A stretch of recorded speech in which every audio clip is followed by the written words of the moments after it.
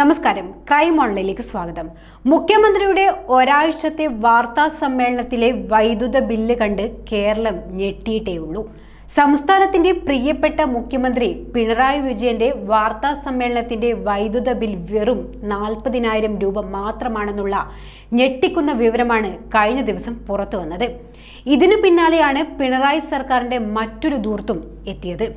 Kerala police അടിയന്തരാവശ്യത്തിനെന്ന പേരിൽ helicopter വാടകയ്ക്കെടുത്ത വകയിൽ സംസ്ഥാന സർക്കാർ ചെലവാക്കിയത് 22.21 കോടി രൂപയാണ്.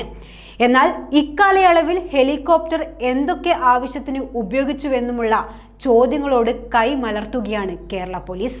ഹെലികോപ്റ്ററിന്റെ മാസവാടക ഇനത്തിൽ മാത്രം 21.64 കോടി രൂപ ചെലവായി എന്നാണ് പറയുന്നത്. പാർക്കിംഗ് ഫീസും അനുബന്ധ ചെലവുകളുമായി 56.72 ലക്ഷം രൂപ വേറെയും വരും. വിവരാവകാശ നിയമപ്രകാരമുള്ള രേഖകളിലാണ് ഹെലികോപ്റ്റർ വാടകയിലെ കൊള്ളക്കണക്ക് പുറത്തായത്.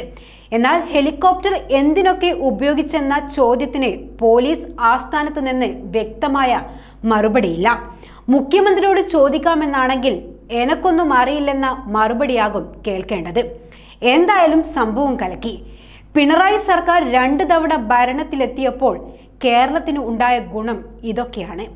കോവിഡ് 1ാം തരംഗ കാലമായ 2020 ഏപ്രിലാണ് പോലീസിന്റെ അടിയന്തരാവശ്യത്തിനെന്ന പേരിൽ ഹെലികോപ്റ്റർ വാടകയ്ക്കെടുത്തത്.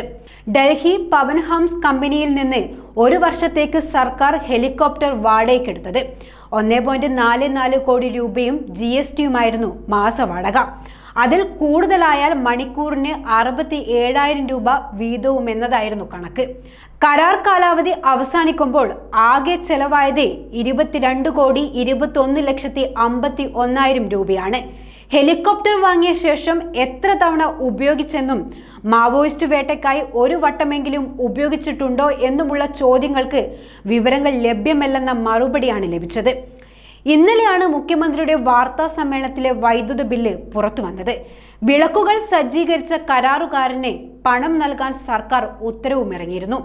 കോവിഡ് പടർന്നു പിടിച്ചതോടെ മുഖ്യമന്ത്രിയുടെ വക എന്നും വൈകിട്ട് 6 മണിക്ക് വാർത്താ സമ്മേളനം ഉണ്ടാകാറുണ്ടായിരുന്നു. ഇത് മാസങ്ങളോളം തുടരുകയും ചെയ്തിരുന്നു. ഇടയ്ക്ക് വെച്ച് ഉപതെരഞ്ഞെടുപ്പും 2ാം സർക്കാരിന്റെ പിടിപ്പുകേടുകളും കൂടുതലായും മറനീക്കി പുറത്തെത്തിയതോടെ പതിയെ വാർത്താ സമ്മേളനം നിർത്തുകയായിരുന്നു മുഖ്യമന്ത്രി പിണറായി വിജയൻ. 7 ദിവസത്തേക്ക് ഇത്രയും രൂപയുടെ താൽക്കാലിക വിളക്ക് കത്തിക്കാൻ ബഹുമാനപ്പെട്ട മുഖ്യമന്ത്രി പള്ളിപ്പെരുന്നാളോ ഉത്സവാഘോഷമോ ഒന്നുമല്ലല്ലോ നടത്തിയത് എന്നായിരുന്നു പലരുടെയും ചോദ്യം. പാവപ്പെട്ടവൻ മുണ്ടുമുറുക്കിയെടുത്ത് നികുതി നൽകുന്ന പണം ഇങ്ങനെ ദൂർത്തടിച്ച് നശിപ്പിക്കുകയാണോ പിണറായി എന്നാണ് ചോദിക്കാനുള്ളത്. ഇപ്പോഴും കോവിഡ് നിയന്ത്രണങ്ങളുടെ പേരിൽ സാധാരണക്കാരുടെ കയ്യിൽ നിന്ന് ഫൈൻ വാങ്ങിക്കൂട്ടി ഇതുപോലുള്ള ബില്ലടക്കാൻ പെടാപ്പാടുപെടുകയാണ് പിണറായി സർക്കാർ. അടുത്ത എപ്പിസോഡിൽ കാണാം. നമസ്കാരം.